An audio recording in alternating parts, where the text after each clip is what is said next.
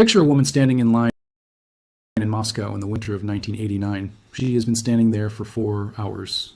She does not know yet what the store actually has in stock. Nobody in the line does.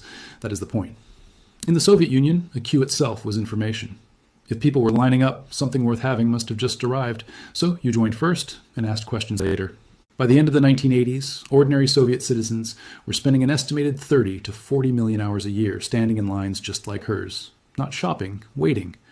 That single fact, multiplied across 280 million people, tells you more about why the Soviet Union fell apart than any speech Ronald Reagan ever gave.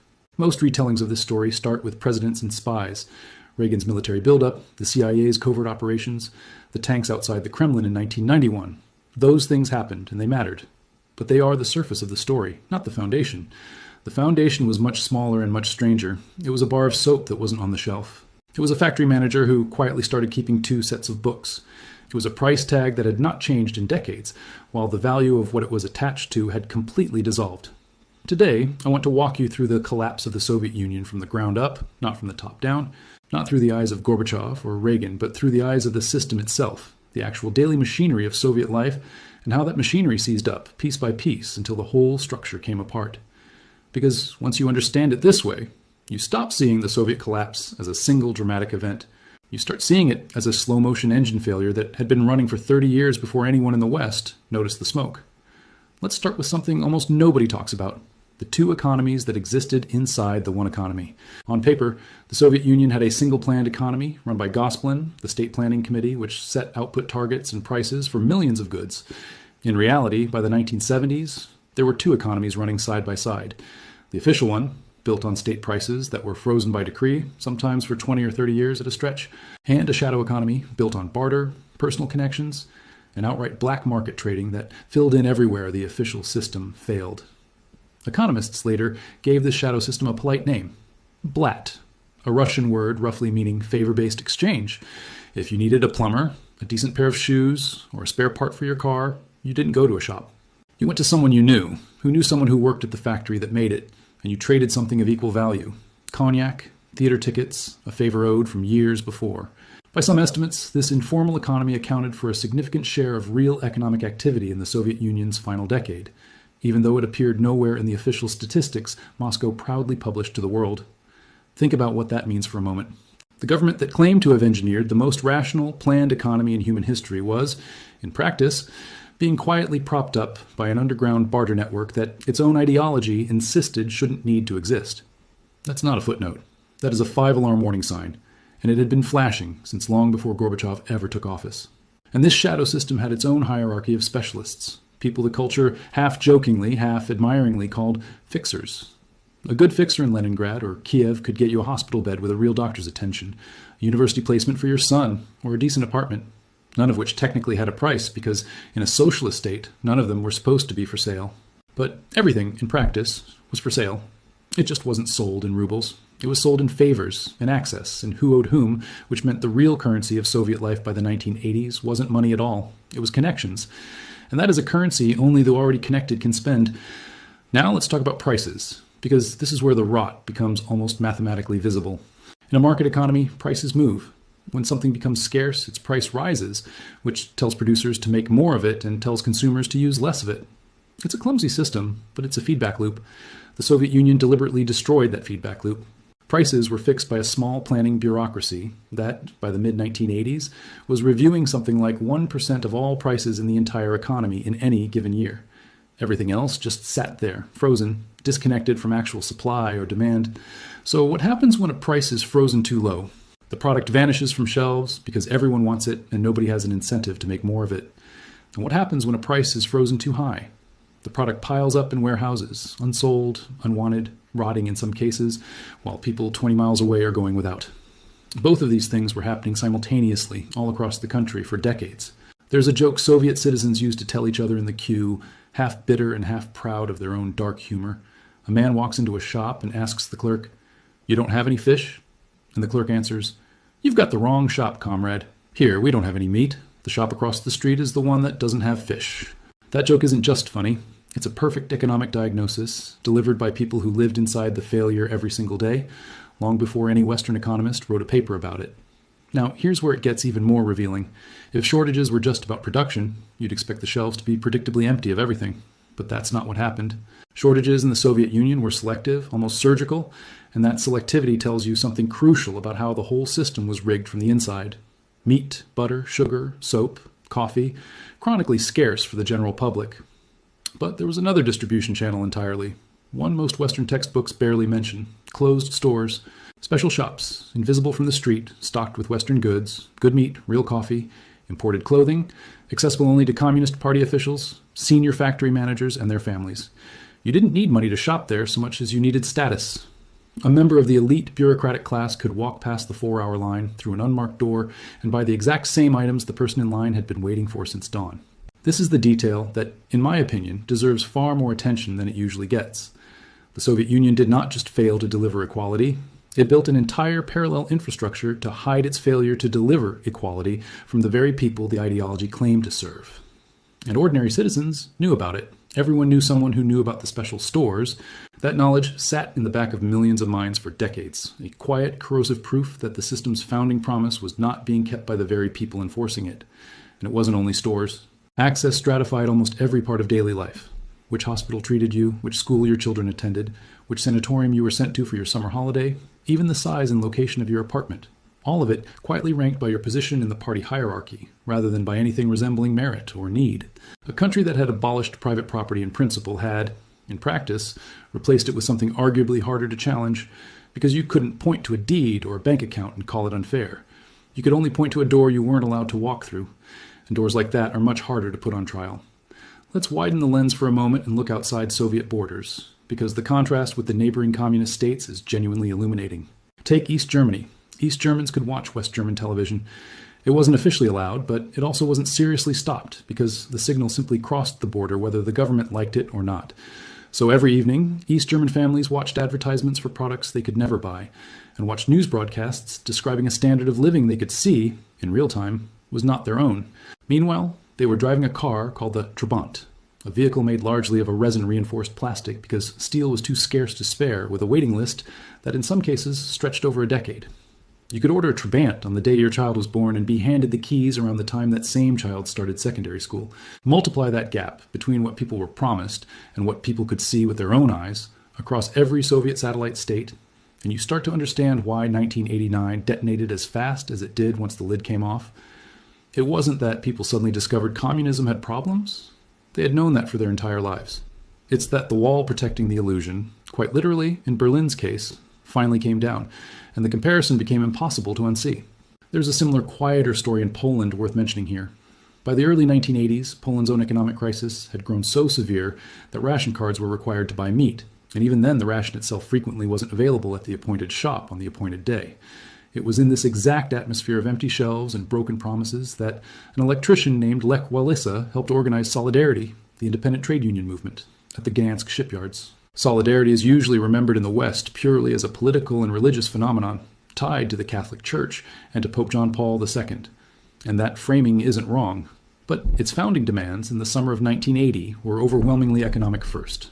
Better wages, and crucially, an end to the special closed shops that let party officials buy meat the ordinary docker could not. The politics of freedom, in other words, grew out of the economics of the grocery store, not the other way around, and that pattern repeats itself across nearly every Eastern Bloc uprising of the era if you actually look closely at the initial list of demands. Now, let's bring this back to the Soviet Union itself and talk about the single policy decision that, in my view, is the most underrated turning point of the entire era, Gorbachev's anti-alcohol campaign of 1985. This gets mentioned occasionally, almost as a punchline, a story about grumpy Russians furious that vodka got harder to buy. But the economics of it are staggering, and almost nobody outside specialist circles talks about the scale. Alcohol sales, primarily vodka, had for years been one of the single largest sources of Soviet state revenue generated through the state liquor monopoly. Some estimates put it at roughly a tenth of all government revenue in certain years. Gorbachev, genuinely alarmed by rampant alcoholism and its effect on productivity and public health, slashed vodka production, raised prices sharply, and uprooted vineyards across Moldova, Georgia, and Crimea, some of which had been cultivated for generations. The public health argument had real merit, but the fiscal effect was close to self-sabotage. The The government voluntarily amputated one of its most reliable income streams at the exact moment its finances were about to come under brutal pressure from a completely different direction: the collapsing world price of oil. And when official vodka became scarce and expensive, citizens didn't stop drinking. They moved to moonshine, homemade liquor called samagon, brewed in bathtubs and back rooms across the country. Sugar, a routine baking ingredient, suddenly became so scarce that it had to be rationed in many cities because so much of it was being diverted into illegal stills. So think about what just happened there. A policy meant to fix a real social problem instead widened the shadow economy, drained the treasury, and made a staple grocery item harder to find all at once. That is not the story of an empire crushed by an external enemy. That is the story of a government's own well-intentioned decision quietly worsening the very crisis it was trying to manage. And there's a deeper irony buried in this episode that rarely gets mentioned. The very same government that couldn't reliably stock soap or coffee had, for decades, run one of the most efficient distribution networks in the entire country when it came to a single product: vodka. It reached every village, every remote outpost, every corner of an empire that spanned 11 time zones without fail. That tells you the state's problem was never really about logistics or capability. It was about priorities, incentives, and what the system was actually built to optimize for. And a state that can move vodka to Siberia every week but cannot reliably move soap to the same shelf is a state that has made a choice, whether or not it ever admitted making it. Now let's talk about labor, because this is where the human cost of the broken feedback loop becomes impossible to ignore. In July of 1989, coal miners in the Kuzbas region of Siberia went on strike. Not over ideology, over soap, literally soap, along with basic food supplies and safety equipment that simply wasn't showing up at the company store. The strike spread within days to hundreds of thousands of miners across the country, in the Donbass region of Ukraine and beyond. This was, in living memory, one of the largest independent labor actions the Soviet Union had ever experienced. And it happened not because workers had suddenly read a banned book about democracy, but because the state could no longer reliably deliver the physical goods it had promised the working class in exchange for their labor and their loyalty. Karl Marx built an entire philosophy around the idea that workers, the proletariat, were the true engine and true beneficiaries of a socialist state. And here were the actual workers, in the actual heartland of Soviet industry, striking against that very state because it had failed to keep its most basic material bargain. That is not a footnote in this story. That is close to the whole story, compressed into a single devastating image. What's easy to miss is how quickly the miners' demands evolved once the strike started. They didn't begin by asking for the end of communism, or for multi-party elections, or for the breakup of the Union. They asked at first for soap, for meat, for functioning showers at the pithead. Only when those requests were met with bureaucratic stalling did the demands escalate, first toward local political control over their own minds, and eventually toward broader questions about who actually held power in the country. That escalation pattern, from a practical grievance to a systemic one, shows up again and again across the late Soviet period, and it's a pattern worth remembering any time you hear a protest movement dismissed as just being about prices or wages or a single missing product. Movements like that rarely stay small if the underlying promise keeps breaking. Now I want to bring in one more comparison, because I think it sharpens everything we've discussed so far. Romania. Romania wasn't even part of the Soviet Union. It was a separate communist state under Nicolae Ceausescu, but its trajectory runs almost as a control experiment for everything we've been describing. Ceausescu, obsessed with paying off Romania's foreign debt, imposed brutal austerity through the 1980s, rationing food, cutting heating and electricity in the middle of winter, all while exporting everything exportable to foreign creditors. He succeeded, technically. Romania's foreign debt was essentially paid off by 1989, and within months of that technical victory, Ceausescu was overthrown and executed on Christmas Day, 1989, after a trial that lasted barely an hour. His own population had endured years of engineered scarcity for a fiscal goal that meant nothing to them at the dinner table. Romania's story shows us something important. The collapse of communist authority across this entire region wasn't primarily a story about ideology losing an argument. It was a story about states that had stopped being able to deliver the physical, material conditions that made obedience feel worthwhile. Once that delivery failed consistently enough, for long enough, the ideological justification stopped mattering to the people living the consequences. It's worth sitting with just how fast Ceausescu's fall actually was, because the speed itself is a data point. On December 21st, 1989, he stood on a balcony in Bucharest to address a rally organized specifically to show the nation his continued command of the streets. Within minutes, the crowd began jeering, an almost unthinkable act in a country where informants for the secret police, the Securitate, were assumed to be listening on every street corner. The broadcast cut away in visible confusion. 4 days later, he was dead. A regime that had appeared, right up until that broadcast, to be one of the most tightly controlled police states in the entire Eastern Bloc, turned out to be resting on a foundation so thin that a single jeering crowd, amplified by a single live television signal, was enough to bring the whole structure down within the week. That should terrify anyone who assumes that visible control and actual stability are the same thing, because in Romania, and arguably across the entire Eastern Bloc, they were not. So let's pull all of these threads together, because I think there's a genuinely different lesson here than the one most documentaries hand you. The typical narrative treats the Soviet collapse as a contest between two systems, capitalism and communism, decided on a battlefield of military spending and ideology, with a clear winner and a clear loser. But if you look at it from the ground up, from the queue, from the closed store, from the miner without soap, from the family on a decade-long waiting list for a car made of plastic resin, a different picture emerges. The Soviet Union did not lose an argument. It lost the ability to keep a basic, almost pre-ideological promise that if citizens gave up political freedom and market choice, the state would reliably feed them, clothe them, and treat them fairly in return. Once that promise broke down often enough, visibly enough, and unequally enough, no amount of Marxist theory could hold the system together, because the system's real legitimacy was never actually built on theory. It was built on delivery. And I think that's the part of this story that should genuinely unsettle you, no matter what economic system you happen to live under. Every government, whether communist, capitalist, or something in between, survives on an implicit bargain with the people living inside it.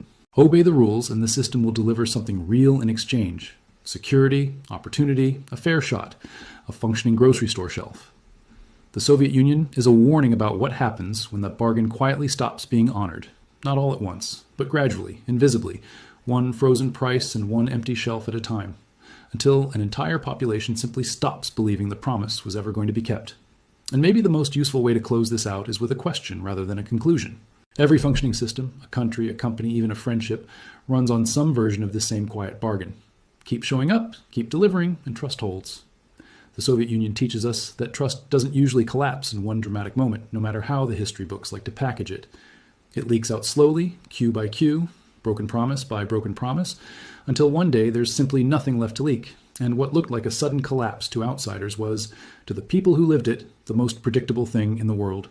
By the time the tanks rolled into Red Square in August of 1991, in that brief, chaotic coup attempt against Gorbachev, the outcome was almost a formality. The real collapse had already happened years earlier, quietly, in millions of individual moments. A woman leaving a queue, empty-handed, a miner, scrubbing his hands with nothing, a family still waiting for a car that was supposed to have arrived years before.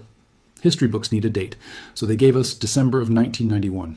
But the Soviet Union didn't die on a single day. It had been dying in installments for a generation, and almost everyone living through it could feel it happening, long before any president, any spy agency, or any economist in Washington was willing to say so out loud.